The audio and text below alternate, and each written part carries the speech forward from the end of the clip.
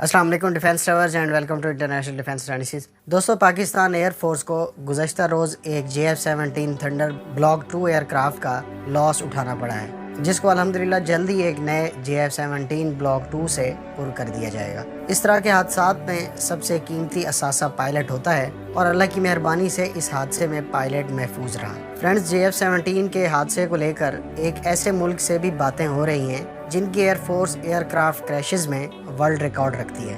ताहम मैं ये वाजे कर दूं कि किसी भी मुल्क का एयरक्राफ्ट क्रैश होना एक काबिल अफसोस और दुख की बात होती है और इस पर जश्न नहीं मनाना चाहिए।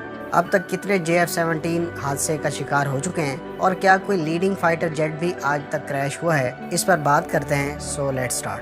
दोस्तों, JF-17 थंडर को 2010 में पाक फिजाइया में शामिल किया गया था और अब तक ये कमोबेश 30,000 फ्लाइट आवर्स मुकम्मल कर चुका है। ताहम इसके 3 यूनिट्स भी हादसे का शिकार हो चुके हैं। सबसे पहला हादसा 14 नवंबर 2011 को उस वक्त पेश आया जब JF-17 ब्लॉक 1 तैयारा, जिसका सीरियल नंबर 10-127 था, कामरा एयर बेस से उड़ने के कुछ देर बाद गिरकर तबाह हो गया था। ताहम इस हादसे में पायलट जान बहक हो गया था। दूसरा हादसा JF-17 को 27 सितंबर रोज मंगल 2016 को पेश आया, जिसमें ब्लॉक 2 का तैयारा, जिसका सीरियल नंबर 15-209 था, एक्सरसाइज हाई मार्क के दौरान बहीरा अरब में गिरकर तबाह हो गया। इस हादसे में पायलट सेफली इजेक्ट करने में कामयाब रहा था। JF-17 थंडर को हालिया पेश आने वाला ये तीसरा हादसा था, जिसमें ब्लॉक 2 का तैयारा, जिसका सीरियल नंबर 17-241 था, वो अटक के करीब गिरकर तबाह हो गया। अल्हम्दुलिल्लाह इस हादसे में पायलट महफूज रहा। याद रहे कि यहाँ पर 17 से मुराद ईयर ऑफ प्रोडक्शन है और 2 से मुराद ब्लॉक और 41 से मुराद उस ब्लॉक का एयरक्राफ्ट नंबर है। फ्रेंड्स, जहाँ तक तैयारों के हादसात का शिकार होने की बात है तो ये कोई अनोखी बात नहीं है और ना ऐसी कोई वजह है जिसको लेकर ये कहा जाए कि मुतलका एयरक्राफ्ट नाकिस है या इसकी कारकर्दगी पर सवाल उठाए जाए। दुनिया के सबसे जदीद और टेक्नोलॉजिकल एडवांस तैयारों को भी हादसा पेश आते हैं। मिसाल के तौर पर 19 मई 2020 को अमरीकी F-35 स्टेल्थ एयरक्राफ्ट गिरकर तबाह हो गया और पायलट इस हादसे में महफूज रहा।